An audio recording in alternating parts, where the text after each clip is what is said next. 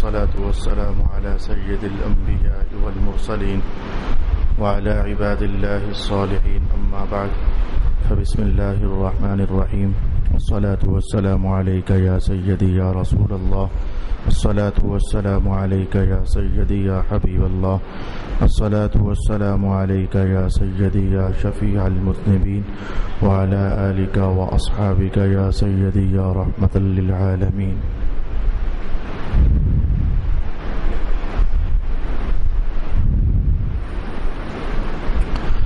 رسول پاک صلی اللہ علیہ وآلہ وسلم نے نماز کی تعلیمات میں سے اس چیز کو نماز ہی کے متعلقات میں سے شمار فرمایا اور ارشاد کیا کہ نماز پڑھنے کے بعد بھی کچھ چیزیں ہوتی ہیں کہ جنہیں پڑھنا چاہیے، اور ان چیزوں کی بہت زیادہ تاثیر رسول پاک صلی اللہ علیہ وآلہ وسلم نے ارشاد فرمائی۔ ان میں سے ایک عنوان یہ تھا کہ جس عنوان پر اللہ تعالی نے کثیر مسلمانوں کو عمل بھی نصیب فرمایا۔ رسول پاک علیہ السلام ارشاد فرمایا کرتے تھے کہ نماز کے فوراً بعد اٹھ کر چلے نہ جایا کرو، بلکہ تھوڑی دیر تک مسجد میں بیٹھنے کی عادت ڈالو۔ اور پھر اس عادت کو پختہ کرنے کے لیے رسول پاک علیہ السلام نے ایک وظیفہ بھی ارشاد فرمایا۔ اس وظیفے کی بنیاد کچھ ایسی شے بن گئی تھی کہ مدینہ شریف میں کچھ غریب صحابہ رسول پاک علیہ السلام کی خدمت میں حاضر ہوئے تھے اور آ کر کہنے لگے تھے، یا رسول اللہ، ذہب اہل الدثور بالاجور، یہ جو سرمایہ دار طبقہ ہے، دولت والے صحابہ، یہ ہم سے اجر کمانے میں زیادہ ہو گئے ہیں اور ہم ان سے پیچھے رہ گئے ہیں۔ رسول پاک علیہ السلام نے پوچھا کہ کیا ہوا، کیسے وہ تم سے آگے نکل گئے اور تم ان سے پیچھے رہ گئے؟ کہنے لگے، یا رسول اللہ، یصلون کما نصلی ویصومون کما نصوم، وہ بھی روزے رکھتے ہیں، ہم بھی روزے رکھتے ہیں۔ اللہ پاک نے دونوں کو رحمت عطا فرما دی۔ وہ بھی نماز پڑھتے ہیں، ہم بھی نماز پڑھتے ہیں، اللہ تعالیٰ نے دونوں کو اجر عطا فرما دیا۔ لیکن حضور بات یہ ہے کہ ان کے پاس پیسے ہیں اور دولت ہے، مال، جس کی بنیاد پر وہ دو کام کرتے ہیں اور ہم وہ دو کام نہیں کر سکتے۔ ایک کام تو یہ کرتے ہیں کہ غلاموں کو خرید کر آزاد کرتے ہیں۔ اس زمانے میں غلاموں کا نظام تھا، آج تو غلاموں کا نظام فی الحال بین میں ہے، جہاد رکا ہوا ہے تو لونڈیاں اور غلام، ان کا نظام بھی ٹھپ ہے۔ تو وہ غلاموں کو خریدتے ہیں اور آزاد کر دیتے ہیں، اور غلاموں کو خرید کر آزاد کرنا اتنا بڑا اجر رکھتا ہے کہ رسول اللہ علیہ السلام نے یہاں تک ارشاد فرما دیا کہ ایک بندے نے اپنے غلام کو آزاد کیا تو اس کو حضور نے کھولا اور کھول کر کے کہا، اس نے اس کا سر آزاد کیا، اللہ نے آزاد کرنے والے کا سر دوزخ سے آزاد کیا۔ اس نے اس کا بازو آزاد کیا، اللہ نے آزاد کرنے والے کا بازو دوزخ سے آزاد کیا۔ اس نے اس کی ٹانگیں آزاد کی، اللہ نے آزاد کرنے والے کی ٹانگیں دوزخ سے آزاد کی۔ ایسے ایک ایک عضو کا نام لے کر جتنے اعضاء حدیث شریف میں آئے تو رسول پاک علیہ السلام بیان فرمایا کرتے تھے۔ تو حضور انہوں نے غلام خرید کر آزاد کیے، ہمارے پاس مال نہیں ہے، ہم آزاد نہیں کر سکتے۔ وَيُنْفِقُونَ فِي سَبِيلِ اللَّهِ، اور ایسا ہی وہ اللہ کے راستے میں اور بھی بہت ساری جہتیں ہیں، مال خرچ کرتے ہیں، لیکن ہم تو مال خرچ نہیں کر سکتے۔ یہ وجہ ہے میرے حضور کہ وہ ہم سے اجر کمانے میں سبقت لے گئے اور ہم ان سے پیچھے رہ گئے۔ تب رسول پاک علیہ السلام نے ارشاد فرمایا کہ میں تمہیں ایک ایسی شے نہ بتا دوں کہ جس سے تم نے مال خرچ نہیں کیا ہوگا، لیکن اللہ تعالیٰ اجر تمہیں وہی عطا فرمائے گا جو مال خرچ کرنے والوں کو عطا فرماتا ہے۔ صحابہ منتظر ہوئے، تب حضور نے یہ کلمات ارشاد فرمائے کہ نماز پڑھنے کے بعد 33 بار پڑھا کرو سبحان اللہ سبحان اللہ سبحان اللہ، 33 بار پڑھا کرو الحمدللہ الحمدللہ الحمدللہ، 34 بار پڑھا کرو اللہ اکبر اللہ اکبر اللہ اکبر۔ اور پھر ایک جملہ ساتھ اور بھی تھا، میں آپ کے لیے تلاوت کرنا چاہتا ہوں۔ یہ جملہ کم مسلمانوں کو یاد ہے، زیادہ کو یاد ہونا چاہیے، کم مسلمانوں کو یاد ہے۔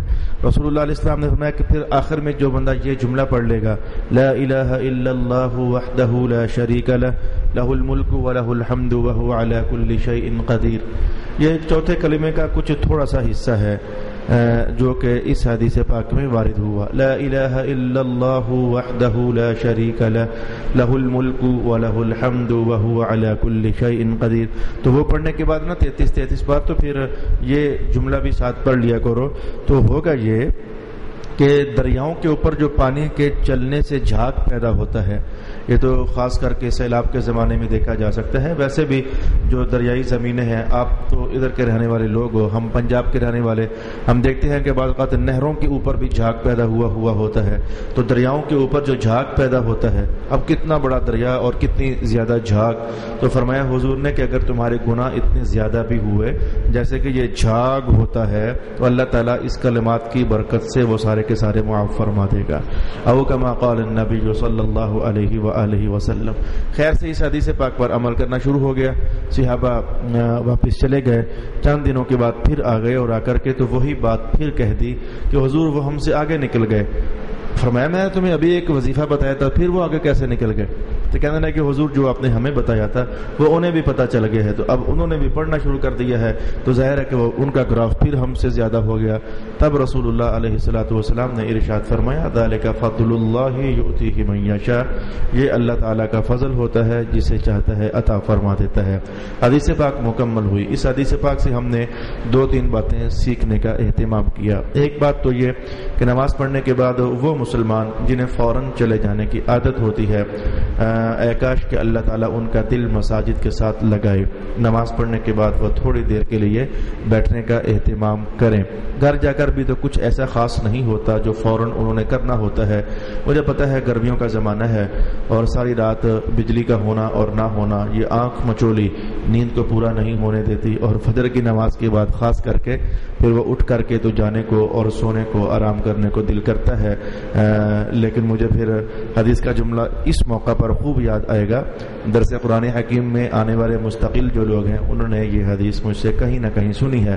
حضور نے ارشاد کیا، جس نے بھی آخرت کمائی ہے، دنیا کا نقصان کیا ہے تو ہی کمائی ہے، اور جس نے بھی دنیا کمائی ہے تو آخرت کا نقصان کیا ہے تو ہی کمائی ہے. میں کہتا ہوں کہ خاص کر کے اس عنوان پر اس حدیث کو ذرا اپلائی کرنے کا اہتمام کرتے ہیں.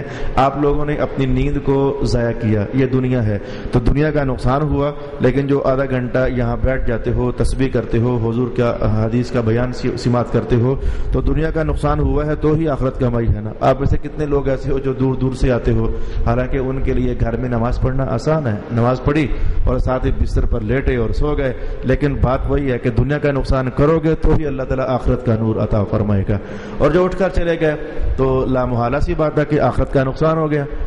یہ تو قیامت والے دن پھر اس وقت حسرت کے مارے انگلیاں کاٹنے کا مقام ہوگا کہ جب بندے یہ سوچیں گے کہ ہم نے جتنی بھی کمائی کی ہے، نہیں یار یہ کم ہے، اے کاش کہ ہم تھوڑی سی اور کمائی کر لیتے.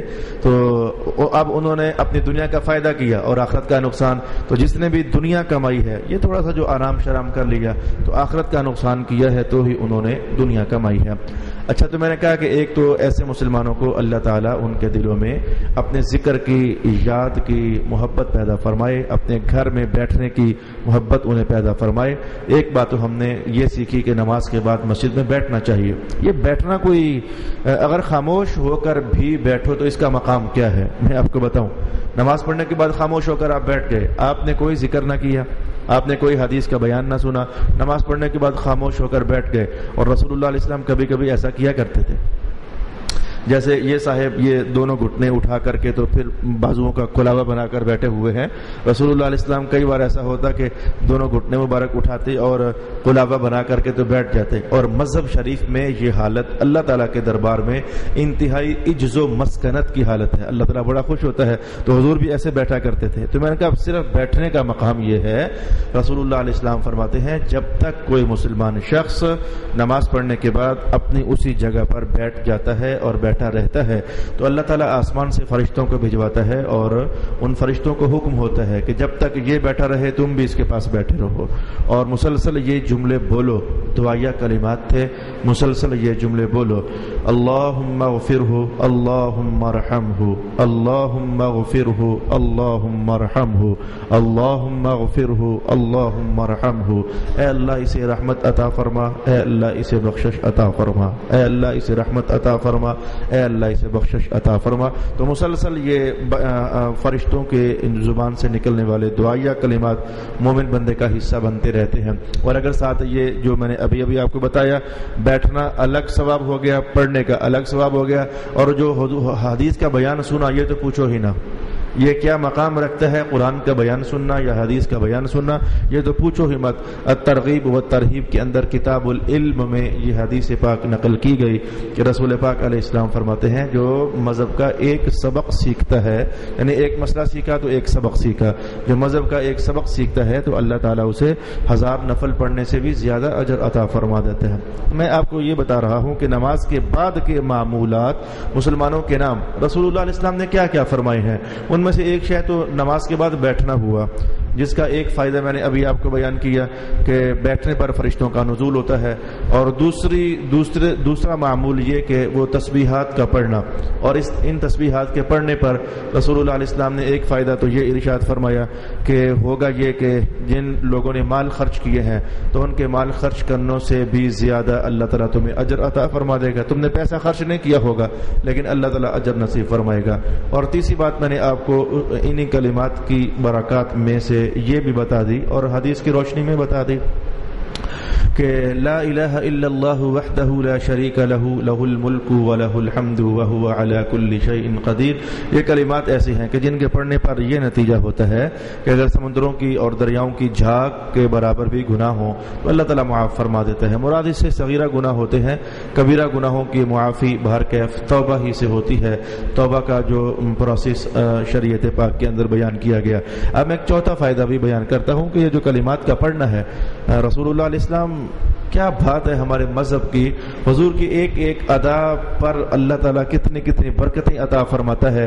یہ عنوان تو 12 سال ہو گئے مجھے بتاتے اور آپ لوگوں کو سنتے کہ ایک ایک ادا پر اللہ تعالیٰ کتنی برکات نصیب کرتا ہے۔ یہ کلمات آپ نے پڑھے، کلمات پڑھنے کی بنیاد پر بیٹھے بھی رہے، برکت نمبر 1 جو فائدہ ہوا میں نے بتایا، پڑھا، اس سے برکت نمبر 2 کہ بغیر مال کی یہ فائدہ حاصل ہوا اجر، برکت نمبر 3 آپ کو یہ میسر ہوئی کہ اللہ پاک نے گناہوں کو معاف کر دیا۔ اسی میں برکت نمبر 4 بھی ہے۔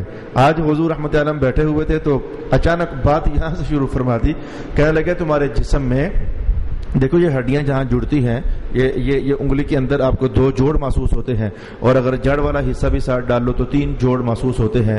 یہ جوڑ اگر وجود کے اندر نہ ہو، فلیکسیبلٹی نہ ہو تو ہم نہ کوئی حرکت کر سکیں نہ کوئی کام کر سکیں، سارا جسم پتھر کی طرح ٹائٹ اور ہارڈ اور سخت ہوتا تو کوئی بھی کام ہم دنیا جہان کا شاید کر نہ سکتے، حتیٰ کہ نہ کھا سکتے نہ پی سکتے۔ کھانے اور پینے کے لیے بازو کو فولڈ ہونا پڑتا ہے، ہاتھ کو کلوز ہونا پڑتا ہے، پھر انگلیوں تک کو ایک نوالا منہ تک پہنچنے کے لیے کتنے ہمارے جوڑ ہیں جو ہلتے ہیں تو جا کر کے تو ایک نوالا منہ تک پہنچتا ہے، اور اس کے بعد منہ کے اندر بھی تو جوڑ ہیں، اگر منہ کھلتا ہی نہ تو وہ لقمہ اندر نہ جاتا، اور پھر کھلنے اور بند ہونے کی طاقت اس میں نہ ہوتی تو لقمہ چبایا نہ جاتا۔ اسی لیے اللہ پاک نے کہا کہ تم اللہ کی نعمتوں کو شمار نہیں کر سکتے ہو، ایک لقمہ تم نے لینا ہو تو اس کے لیے کتنی کثیر نعمتیں درکار ہوتی ہیں تو جا کر تمہارا ایک نوالا پورا ہوتا ہے۔ تو آپ نے فرمایا کہ تمہارے وجود میں، ہر انسان کے وجود میں یہ جو جوڑ ہیں، ان جوڑوں کی تعداد 360 ہے۔ تو پھر حضور نے اگلا جملہ ارشاد کیا کہ ایسا کیا کرو کہ ہر دن سونے سے پہلے، جب رات دن گزارو تو سونے سے پہلے ایسا کرو کہ ہر جوڑ کے بدلے میں صدقہ ادا کیا کرو۔ یہ رسول اللہ نے جملہ ارشاد کیا۔ اب ظاہر ہے کہ پیسوں اور دولت کی صورت میں تو روزانہ ہر جوڑ کا صدقہ بندہ ادا کرے تو اچھا خاصا حساب بن جاتا ہے، اور پھر اس مہنگائی کے دور میں تو زبردست مصیبت بندے کے لیے بن جائے کہ کیسے ہم اتنے پیسے انویسٹ کریں اپنے جوڑوں کا صدقہ اتارنے کے لیے۔ تو اس موقع پر پھر رسول اللہ علیہ السلام نے فرمایا کہ دیکھو کل تکبیرۃ صدقۃ وکل تحمیدۃ صدقۃ وکل تسبیح صدقۃ، فرمایا کہ جس نے ایک بار کہا نا اللہ اکبر تو سمجھو کہ ایک جوڑ کا صدقہ ادا ہو گیا ہے۔ جس نے ایک بار کہا نا سبحان اللہ تو اس کے ایک جوڑ کا صدقہ ادا ہو گیا ہے. جس نے ایک بار کہا نا الحمدللہ تو اس کے ایک اور جوڑ کا صدقہ ادا ہو گیا ہے. اب دیکھیں صدقات ہمارے بنتے تھے 360 لیکن ہم نے فجر کی نماز میں 100 بار وہ کلمات پڑھ لیے, ظہر میں 100 بار وہ کلمات پڑھ لیے, مغرب عشاء میں 100 بار کلمات پڑھ لیے, تو 500 کلمات ہم نے پڑھ لیے. تو ہمیں مطلوب کتنے تھے؟ 360. میں نے کہا یہ جو تسبیحات ہیں جو نماز کے بعد پڑھنے کی تلقین رسول پاک علیہ السلام نے ارشاد فرمائی ہے, اگر کہیں ہم ان کو پڑھنے کی عادت بنائیں تو لگے ہاتھوں وہ جوڑوں کا صدقہ بھی اللہ کے دربار میں ادا ہوتا رہتا ہے. اس طریقے سے ایک حدیث پاک کو میں نے اپنے اجزاء کے ساتھ اور اپنے فوائد کے ساتھ کم ترین بیان کیا. میں نے محدثین نے اس سے بھی کچھ زیادہ فوائد ارشاد فرمائے ہوئے ہیں, میں نے کم ترین بیان کرتے ہوئے تو آگے بڑھنے کا اہتمام کیا. تو رسول پاک صلی اللہ علیہ وآلہ وسلم ارشاد فرماتے ہیں کہ نمازیں پڑھنے کے بعد ان کلمات کو پڑھنے کا اہتمام کیا کرو. بلکہ ایک اگلی حدیث میں میں نے یہ ایک جملہ اضافی پایا, وہ میں جملہ آپ کے لیے بیان کر دیتا ہوں. ایک اضافی جملہ پایا, رسول اللہ علیہ السلام نے یہی کلمات تھے جو میں نے ابھی آپ کے لیے تلاوت کر کے سنائے, سبحان اللہ, الحمدللہ اور اللہ اکبر, یہی کلمات تھے. ان کلمات کے بارے میں حضور پاک علیہ السلام نے ارشاد فرمایا وہ بندہ کبھی نامراد رہ ہی نہیں سکتا جو نماز کے بعد ان کلمات کو پڑھنے کی عادت ڈال لیتا ہے. اب نامراد رہنا اس سے معنی آپ کو سمجھ آ گیا. ہر بندے کی زندگی میں 100 حاجات, 100 ضرورتیں, 100 پریشانیاں, 100 مصیبتیں ہوتی ہیں. ہر انسان کی زندگی میں ہوتی ہیں, کسی میں کم ہوتی ہیں, کسی میں زیادہ ہوتی ہیں. جب اس دنیا کا نام دار التکلیف ہے, یہاں تکلیف کے بغیر کوئی بندہ بھی اگلے جہان میں پہنچ نہیں سکتا ہے. میں کہتا ہوں سب سے معزز ترین ہستیاں یہ دیکھو انبیاء کی ذوات قدسیہ ہوتی ہیں, لیکن ان کے ساتھ بھی جو قانون ہے کہ یہ دنیا دار التکلیف ہے, تو اس قانون کا کتنا کو آمنا سامنا ہوتا ہے. قرآن پاک کے الفاظ ہیں بسم اللہ الرحمن الرحیم وَكَذَلِكَ جَعَلْنَا لِكُلِّ نَبِيٍّ عَدُوًّا شَيَاطِينَ الْإِنسِ وَالْجِنِّ, یہ 8ویں سپارے کے الفاظ. رب کائنات نے کہا کہ ہر نبی کے مقابلے میں ایسا ہوتا ہے کہ انسانوں میں سے بھی کچھ شیطان اور جنات میں سے بھی کچھ شیطان دشمن بن جاتے ہیں. تو جو جنات قسم کے شیطان ہوتے ہیں وہ بھی دشمنیاں نبھانے میں نبیوں کے خلاف کیا کیا کیا کیا کیا کرتے ہیں, اور وہ جو شیطانوں میں سے انسان ہوتے ہیں یہ بھی نبیوں کے خلاف دشمنیاں نبھانے میں کیا کیا کیا کیا کیا کیا کر دیتے ہیں. تو یہ دار التکلیف ہے. میں نے کہا ہر انسان کی زندگی میں تکلیفیں, آزمائشیں, مصیبتیں, کٹھن مراحل یہ ہوتے ہیں. کوئی انسان بھی اس سے بڑے, اگر رسول اللہ علیہ الصلوۃ والسلام کو بھی مصائب سے گزر کر ہی اللہ کی حضور جانا پڑا ہے نا, تو آپ سمجھو کہ ہم تو پھر کچھ بھی نہیں ہیں, ہمیں تو یقیناً. اب حدیث کے الفاظ سنیں کہ جو بندہ یہ کلمات پڑھنے کی عادت ڈالتا ہے تو اللہ تعالیٰ اس کی مراد کو کبھی نامرادی میں تبدیل نہیں کرتا. اس کی جو ضرورت ہوتی ہے یا حاجت ہوتی ہے یا مشکل ہوتی ہے یا آزمائش ہوتی ہے, وہ جس پریشانی یا حاجت میں الجھا ہوا ہوتا ہے, تو کسی کے لیے ایسا کہ مہینہ یا 2 مہینے گزریں گے, سال یا 2 سال گزریں گے, زندگیاں ہیں ہی کتنے کو. وہ بندے کی 50-60 سال زیادہ سے زیادہ زندگی ہو, اس میں سے 25-30 سال تو پڑھنے پڑھانے میں فارغ ہو جاتے ہیں, باقی 15-20-30 سالوں میں ظاہر اسی کے اندر ہی وہ ساری الجھنیں آنی بھی ہیں, اسی کے اندر وہ ساری الجھنیں جانی بھی ہیں, اسی کے اندر بندے نے پھنسنا بھی ہے, اسی کے اندر بندے نے سرخرو ہونا بھی ہے. تو یہ زمانہ ہوتا تھوڑا سا ہے. یہ تھوڑا سا زمانہ کہہ کر میں نے آپ کو یہ سمجھانا چاہا کہ کچھ ہی زمانوں میں اللہ تعالیٰ کرتا ہے کہ اس کی وہ نامرادیاں مراد میں تبدیل ہو جاتی ہیں. وہ جو مایوسیوں کے سائے ہوتے ہیں وہ ختم ہو جاتے ہیں. یہ ان کلمات کی برکت اور تاثیر ہے جو میں نے آپ کو بیان کی ہے. اہل سنت آپ میں ایک ایسی عادت ہے جس عادت کی ڈیولپمنٹ ضروری ہے, اور اس کو مذہب کے ضابطوں کے مطابق لانا اور ڈھالنا یہ بات ضروری ہے.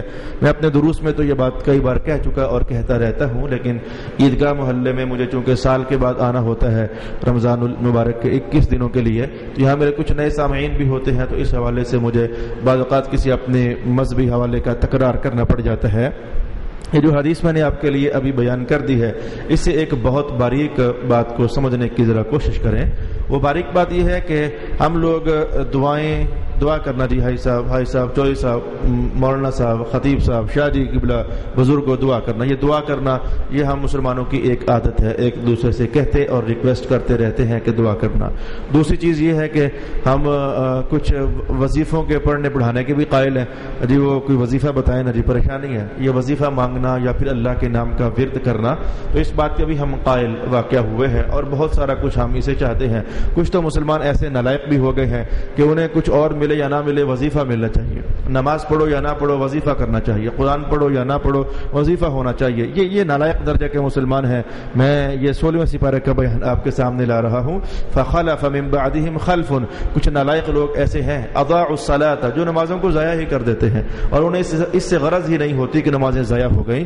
تو نمازوں کو ضائع کرنے والے کے لیے رب کائنات نے جو لفظ استعمال کیا وہ ہے خلف، یہ نالائق طبقہ ہے جو اپنی نمازوں کو ضائع کرتا ہے۔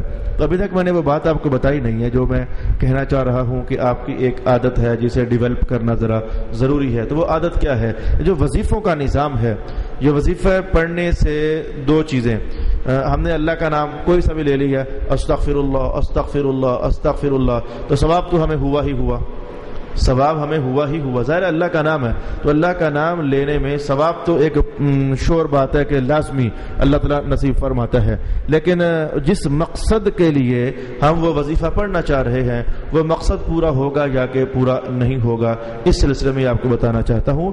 وظیفہ پڑھنے کا قانون یہ ہوتا ہے کہ بغیر نماز کے اگر وظیفہ پڑھو گے تو صرف ثواب ہوگا، مقصد پورا نہیں ہوگا۔ اگر مقصد پورا کرنا چاہتے ہو تو وظیفوں کے دنیا میں رہنے والوں پھر آپ نماز پڑھ کر تو وظیفہ ادا کریں تو اللہ تعالیٰ مقصد بھی پورا فرما دیتا ہے۔ اب یہ بات میں نے کہاں سے لی اور کیسے حاصل کرنے کی کوشش کی ہے؟ دیکھو، رسول اللہ علیہ الصلوۃ والسلام کے پاس کچھ صحابہ اپنا ایک مقصد لے کر آئے تھے، حضور وہ ہم سے آگے نکل گئے، تو حضور نے ان کے مقصد کو پورا کرنے کے لیے حضور یوں بھی تو فرما سکتے تھے نا، کہ یوں جملہ ہو سکتا تھا بھائی 33 34 بار پڑھ لیا کرو، کوئی کسی بھی ٹائم پڑھ لیا کرو، اللہ تمہیں وہ مقصد پورا کر دے گا، لیکن حضور نے ایسا جملہ ارشاد نہ کیا، میں یہ 33 34 بار پڑھا کرو پر نماز کے بعد پڑھا کرو۔ میں اس جملے سے آپ کو وظیفوں کا وہ ضابطہ بھی بیان کرنا چاہتا ہوں کہ 33 بار پڑھنا، 33 بار پڑھنا اور 34 بار پڑھنا یہ مقصد کو تب پورا کرے گا جبکہ نماز پڑھنے کے بعد ہم ان کلمات کو ادا کیا کریں گے۔ اس لیے اگر مصیبتوں میں آ جاؤ، پریشانیوں میں آ جاؤ تو ٹھیک ہے، اللہ سے مانگنا چاہیے، اللہ سے رجوع کرنا چاہیے، منت سماجت، ترلا، رونا دھونا، آنسو بہانا کہ میرا مولا کرم کر دے، اسی کے نام کے کچھ وظیفے کر لینا، نام کوئی سا بھی ہو ذات تو وہی ہے۔ آپ کو پتہ ہے کہ ہم اللہ ہی نے کرنے ہوتے ہیں، تم نے کہا الغفار الغفار الغفار، ذات تو وہی ہے، تم نے کہا ستار ستار یا ستار، معاملہ تو اللہ ہی کی طرف گیا، تم نے کہا یا رحمان یا رحمان، معاملہ اللہ ہی کی طرف گیا، تم نے کہا یا رحیم یا رحیم، تو یہ نام بدل جاتے ہیں، تو لیکن اس کا رجوع جو ہے وہ اللہ ہی کی ذات کی طرف ہوتا ہے۔ تو میں نے کہا کہ کام سارے اللہ ہی نے کرنے ہوتے ہیں، لیکن جیسے رسول اللہ علیہ السلام نے راستہ بتایا ہے نا کہ یوں جاؤ میرے اللہ کے دربار میں، یوں جا کر مانگنا، پھر دیکھنا اللہ تمہارا کام کیسے کر دیتا ہے، تو طریقہ وہی فائدے مند ثابت ہوتا ہے۔ اس سے ہٹ کر اختراعی عنوان پر میں نے ایسے لوگوں کو بھی دیکھا ہے جو تسبیح تو پڑھتے ہیں لیکن میں نے خود نماز کے وقتوں میں انہیں دیکھا کہ وہ نماز کے لیے مسجد میں بلکہ ایک بار تو ایسا ہو گیا، مسجد میں جانا تو بڑی دور کی بات تھی، ایک گھر کے اندر ہم کوئی افطاری کا زمانہ تھا، افطاری ہوئی، اذان ہوئی تو ہم جماعت کے لیے کھڑے ہو گئے اور وہ تسبیح صاحب پڑھ رہے تھے لیکن وہ نماز نہیں پڑھ رہے تھے۔ یہ کتنی گھٹیا کہانی میں نے آپ کو بتائی، یہ نہ جانے کہاں سے یہ نظام آ گیا، یہ اسلامی نظام نہیں ہے، یہ کہاں سے یہ سوچ آ گئی، یہ کہاں سے فکر پیدا ہو گئی کہ اللہ اللہ اللہ اللہ اللہ اللہ اللہ اللہ اللہ یہ تو کر لو لیکن نماز نہ پڑھو۔ میں کہتا ہوں، میں یہ نہیں کہتا کہ اللہ کہنے کا ثواب نہیں ہوا، ثواب تو اللہ کہنے سے ہوا، لیکن اس بندے نے گناہ کبیرہ کیا کہ نماز جیسا عظیم فریضہ اس نے ترک کر دیا۔ تو ایسے بہت سارے لوگ ہیں جنہیں وظیفہ پڑھنے کی عادت ہے، وہ چلہ کشیاں کرنا چاہتے ہیں لیکن وہ راستہ کوئی وہ اختیار کرنا چاہتے ہیں جو رسول پاک علیہ الصلوۃ والسلام نے ارشاد نہیں فرمایا ہوا ہے۔ اب اس کے بعد میں ایک اور حدیث کے الفاظ آپ کے لیے پڑھنے لگا ہوں۔ نماز کے بعد ایک اور وظیفہ بھی ہے جو رسول اللہ علیہ السلام نے کرنے کا حکم ارشاد فرمایا ہے اور اس وظیفے کی بھی حضور نے بڑی شان ارشاد فرمائی۔ وہ وظیفہ ہے آیت الکرسی کا وظیفہ، اور اس سلسلے میں حدیث کا جتنا حصہ آپ جانتے ہو، حدیث کے دو حصے تھے، ایک حصہ معروف ہو گیا، بہقی شریف کے الفاظ ہیں، ایک حصہ معروف ہو گیا اور اتنا معروف ہوا کہ جب میں شروع کروں گا تو آپ فوراً سمجھ جاؤ گے ہاں یہ ہم سمجھتے ہیں، ہم جانتے ہیں۔ لیکن دوسرا حصہ وہ بیان میں نہ آ سکا یا معروف نہ ہو سکا یا کہیں بیان میں آیا تو سب تک پہنچ نہ سکا. میں دونوں حصے آپ کے لیے تلاوت کرنا چاہتا ہوں. رسول پاک علیہ الصلوۃ والسلام نے ارشاد فرمایا، بلکہ حضرت علی نے جب یہ حدیث بیان کی تو ایک منظر کھینچا. حضرت علی مسجد میں تشریف فرما ہوں گے تو دائیں بائیں آئے مجھے نہیں معلوم، مسجد میں تشریف فرما ہوں گے تو جیسے یہ میرے ساتھ ممبر پڑا ہوا ہے تو آپ نے ایسے ممبر کی طرف اشارہ کیا، کہنے لگے یہ جو ممبر ہے نا حضور اس پر بیٹھے ہوئے تھے، میں نے تب سنا تھا.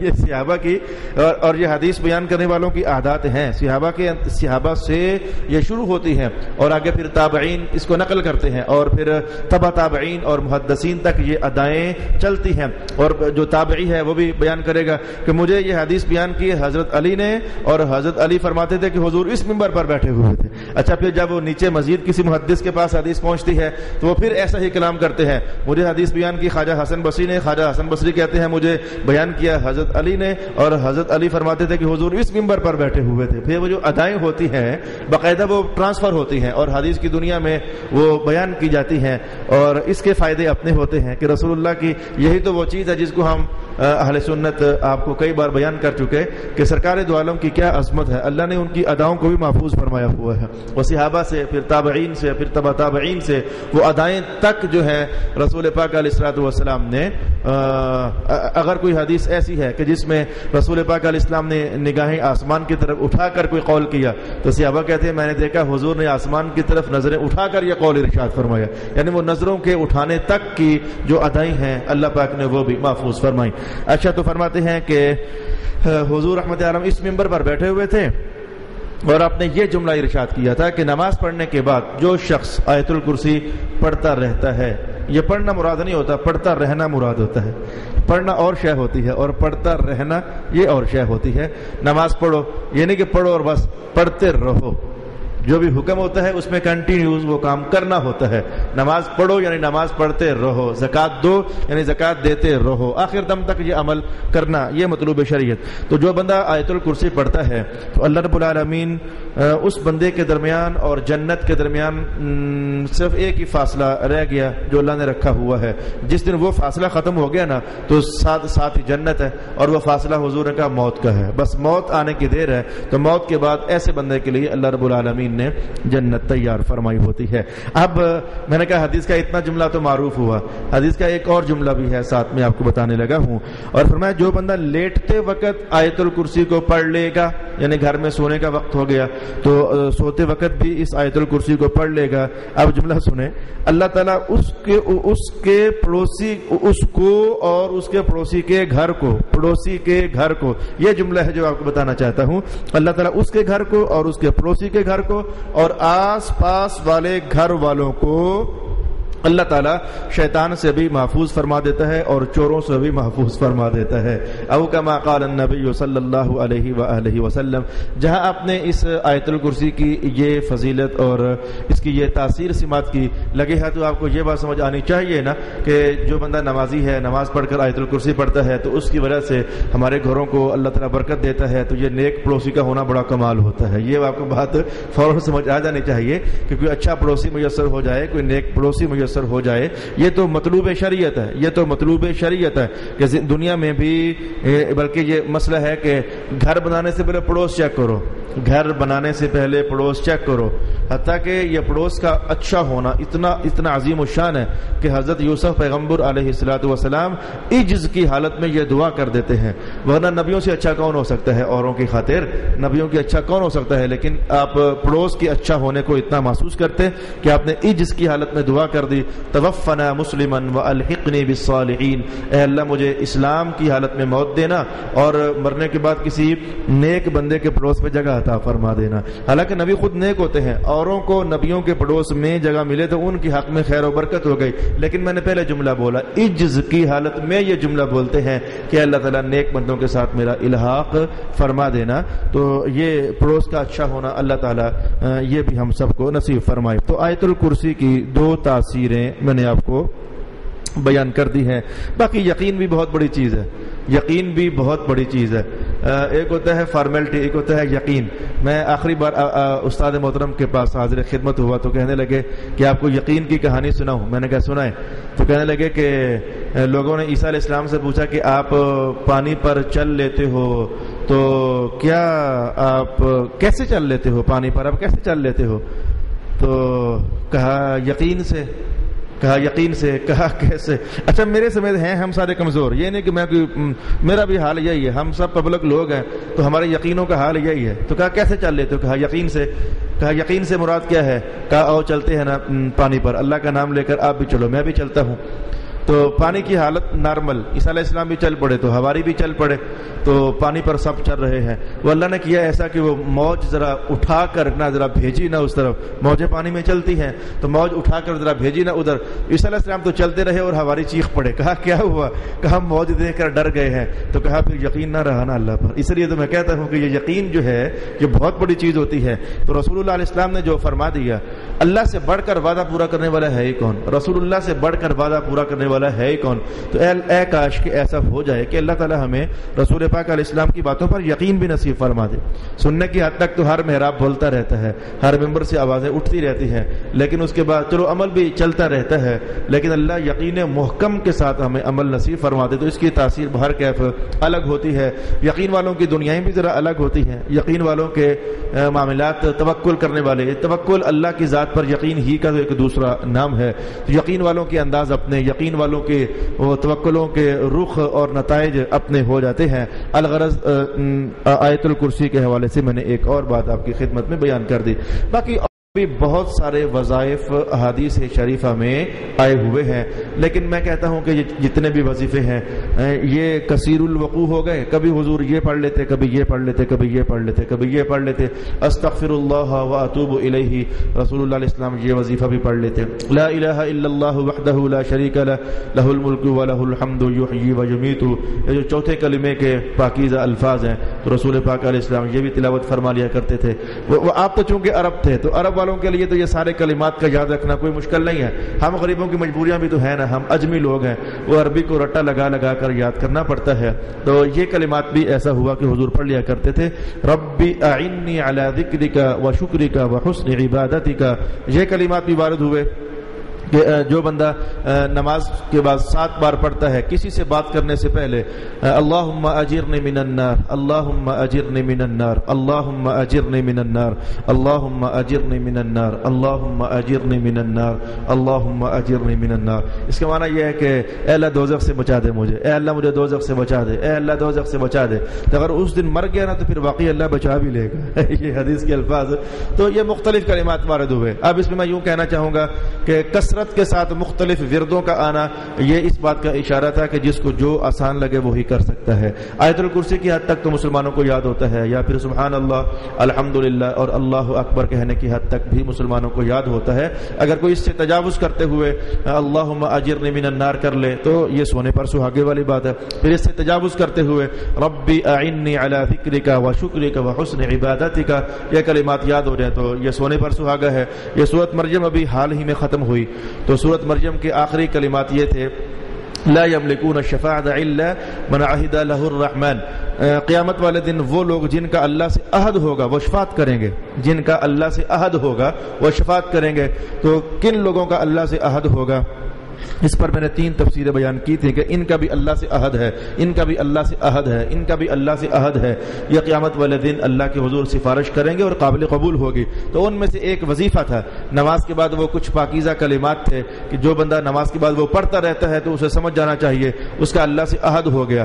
اللہم فاطر السماوات والارض، یہ جو کلمات ہیں یہی وہ ہے جس کو آپ لوگ عہد نامہ، وہ ایک بازار میں چھپا ہوا ملتا ہے عہد نامہ، یہ وہی عہد نامہ کے الفاظ ہیں. تو وہ عہد نامہ اصل میں حدیث پاک سے تھا کہ جو بندہ نماز کے بعد یہ کلمات پڑھتا ہے تو اس کو حضور نے عہد نامہ قرار دیا. رسول اللہ علیہ السلام نے فرمایا اس بندے کا اللہ کے ساتھ عہد ہو گیا ہے. الغرض وظائف اور کلمات بہت زیادہ، جو جس قدر زیادہ ہمت اور کوشش سے کام لے لیتا ہے اللہ تعالیٰ اسے اتنی ہی زیادہ برکات عطا فرما دیتا ہے. انشاءاللہ کل بھی نماز کے بہت سارے عنوانات میں سے کوئی اور عنوان آپ کی خدمت میں بیان کرنا چاہوں گا. اس بار بس ارادہ ہو گیا کہ اکثر میں ایسا ہی کر دوں. زندگی میں پھر دوبارہ پتہ نہیں عیدگاہ مسجد میں درس دینے کا موقع میسر ہے یا کہ نہیں ہے, تو کل پھر میں نماز کے عنوانات ہی میں سے کوئی ایک اور عنوان آپ کے لیے بیان کر دوں گا. اللہ تعالی میرا اور آپ کا حامی و ناصر. وآخر دعوانا ان الحمد للہ رب العالمین. بسم اللہ.